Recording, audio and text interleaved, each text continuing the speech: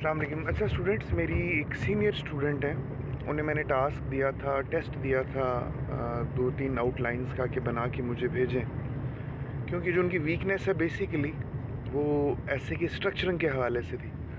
अब मैं चाह रहा हूँ कि उन्होंने जो आउटलाइंस बनाई हैं आप भी उनको देखें और मैं इसको चेक करूँ, आपको पता चले। टॉपिक था everyone is the maker of his fortune. हर कोई अपनी किस्मत का बनाने वाला है। इन्होंने इंट्रोडक्शन दिया।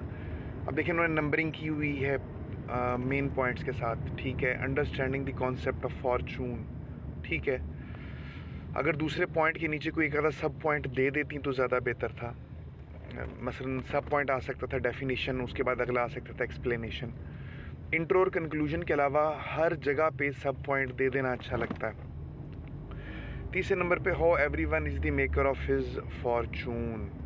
सवालिया अंदाज में उन्होंने पूछा, और जो सवाल पूछा है इसमें ग्रामर दुरुस्त नहीं है। या तो how is everyone maker of his Fortune कहना चाहिए था, ये गलती है। अब इन्होंने फिर इसको बाइफरकेट किया एट इंडिविजुअल लेवल और एट नेशन लेवल पे, यानी कि वो साबित करना चाह रही हैं कि हर कोई अपनी फॉर्चून का मेकर खुद है।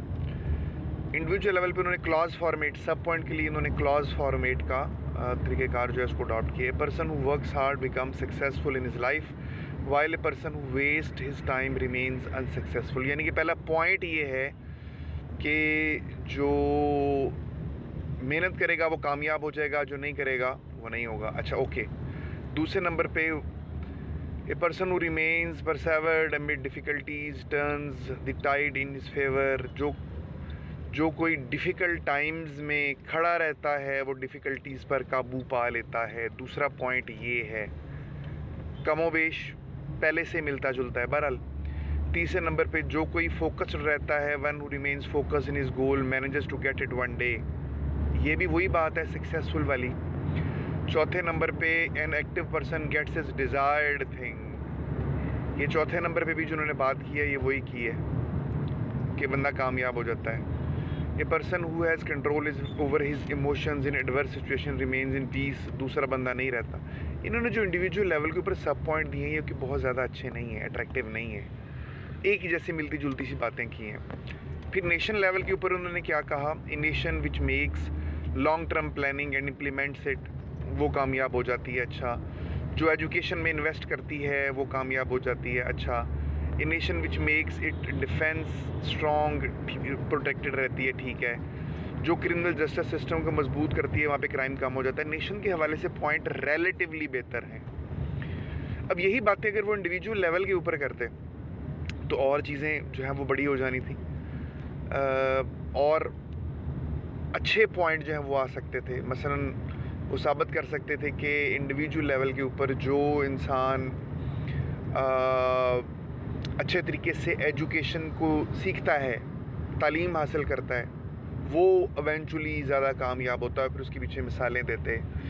अच्छा, फिर उसके बाद में जो लगन में लगा रहता है कि उसने ये गोल हासिल करना है, हासिल करना है, हासिल करना है, हासिल करना है, वो इवेंचुअली इस गोल को हासिल कर लेता है। और उसकी भी मिसालें हैं, रसूलुल्लाह की ज़िंदगी में बड़ी मिसालें हैं, कायद आज़म की ज़िंदगी में बड़ी मिसालें हैं।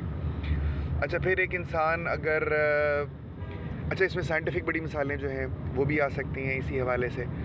स्किल सीखने के हवाले से अगर बात आप कर सकते हैं कि कोई इंसान अपने आप को स्किल सीखना चाहता है। अच्छा, कोई इंसान अपने आप को अगर स्मार्ट रखना चाहता है, वो एक्सरसाइज करता है तो इवेंचुअली वो स्मार्ट रहे। इस तरह की सारी बातें जो हैं आ सकती हैं। अच्छा, फिर एक और चीज़ इन्होंने जो डिस्कस किया कि factors which restrict people from making a good Fortune.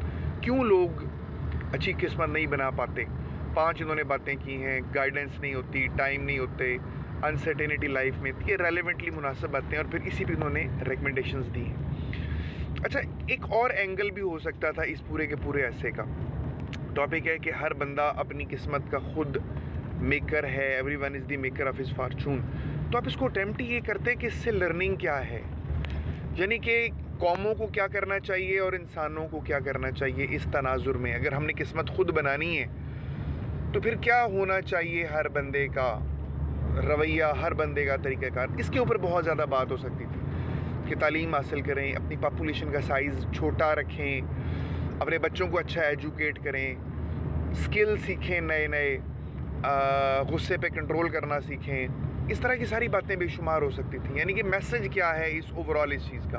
If everyone is the maker of his fortune then what is he suppose to do. सारी की सारी बातें आप इस पे कर सकते थे और इस पे बता सकते थे कि इसमें हर्डल्स क्या हैं और वे फॉरवर्ड क्या है। अच्छा, ओवरऑल अगर मैं इसको रेट करूं तो कि बहुत अच्छी आउटलाइन ऑनेस्टली स्पीकिंग ये नहीं है।